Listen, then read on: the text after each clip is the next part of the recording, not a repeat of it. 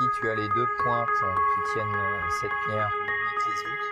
I dette værksted i Paris bliver nogle af verdens smukkeste smykker skabt. Det smykker er så udsøgt håndværksmæssig finesse og teknisk præcision, at de mest komplicerede af dem tager flere år at lave. Det smykker så kostbare, at adressen på værkstedet holdes hemmelig.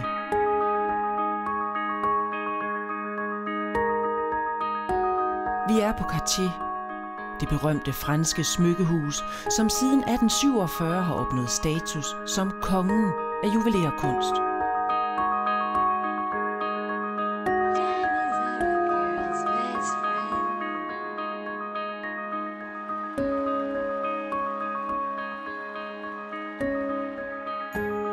At skabe smykker for Cartier kræver både respekt for historien og vision og kunstnerisk talent til fortsat at sikre Cartiers status som det førende smykkebrand i verden.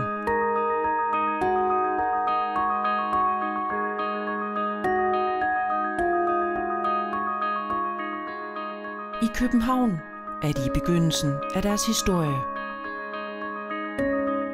Som det spirituelle barn af det 21. århundrede har smykkefirmaet Shambhala Jewels formået at skabe en succesfuld og eksklusiv kollektion. Den kombinerer de åndelige værdier og symboler fra den buddhistiske filosofi med en skandinavisk designtradition. Særligt de knyttede armbånd med kugler i diamant, perler, guld, keramik og træ sidder på håndleddet af de hotteste af nutidens kendisser. Dette er historien om Cartier og Shambhala Jewels, giganten og stjerneskuddet og de to chefdesignere bag. De er vidt forskellige, men er fælles om en passion for det ypperste inden for smykkekunst.